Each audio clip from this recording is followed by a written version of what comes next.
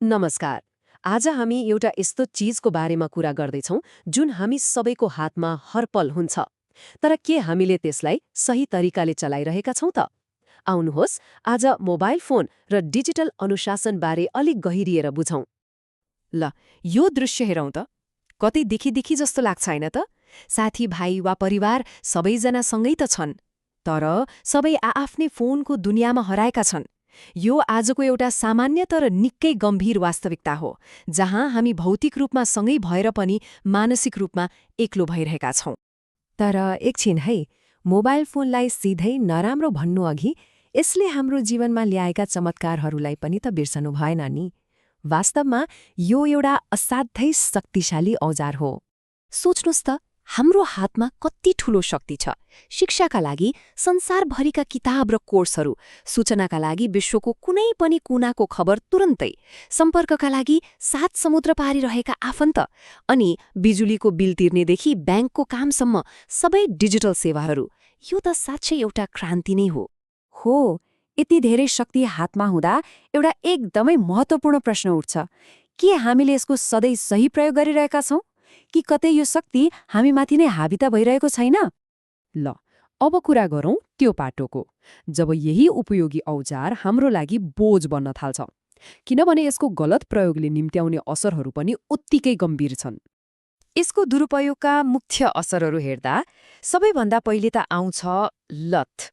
अनि लत लागेपछि के हुन्छ? समयको बर्बादी, बिना काम घण्टौं बित्छ, अनि त्यसले सिधै असर गर्छ हाम्रो स्वास्थ्यमा, मानसिक तनाव बढाउँछ र विशेष गरी विद्यार्थीहरूको पढाइमा त ठूलै बाधा पुर्याउँछ। हरेक नोटिफिकेसनले हाम्रो ध्यान खिच्छ र हामीलाई थाहै नपाई अल्झाइदिन्छ। स्वास्थ्यमा पर्ने असरलाई अझै नजिकबाट हेरौं न। शारीरिक रूपमा लगातार स्क्रिनमा हेर्दा आँखा दुख्ने, पोल्ने अनि राति सुत्ने बेलामा पनि फोन चलाउँदा निद्रा नै हराउने समस्या त सामान्य भइसक्यो। मानसिक रूपमा हेर्ने हो भने तनाव बढ्ने र कुनै एउटा कुरामा ध्यान लगाउनै नसक्ने, यानि एकाग्रतामा कमी हुने जस्ता गम्भीर समस्याहरू बढ्दै गएका छन्। ल, यति धेरै समस्याको कुरा गरियो, तर आत्तिनु पर्दैन, समाधान पनि छ। र त्यो समाधान भनेको फोन फ्याँक्नु बिल्कुलै होइन, बरु त्यसको लगाम आफ्नो हातमा लिनु हो। यसैलाई भनिन्छ डिजिटल अनुशासन।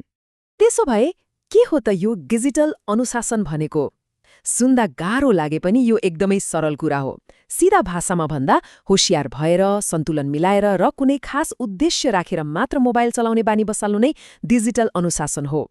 यो एउटा कला हो जुन हामी सबैले सिक्न सक्छौं। यो अनुशासन अपनाउन केही सजिला तरिकाहरू छन्।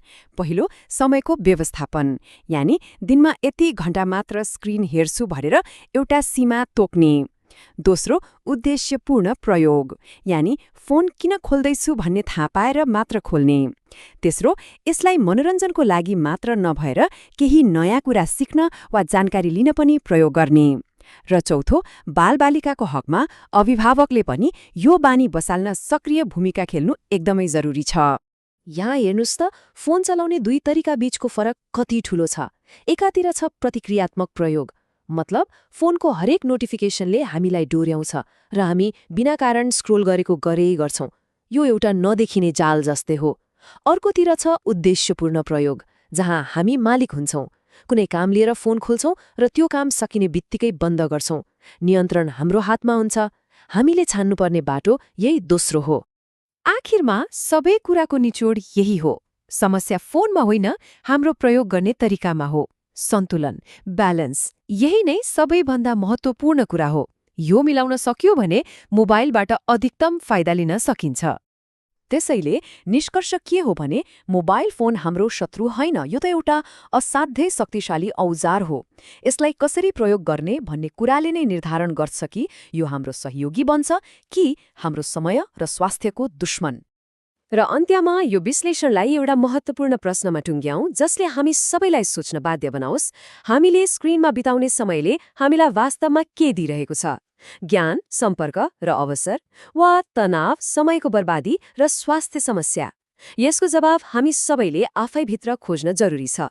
धन्यवाद।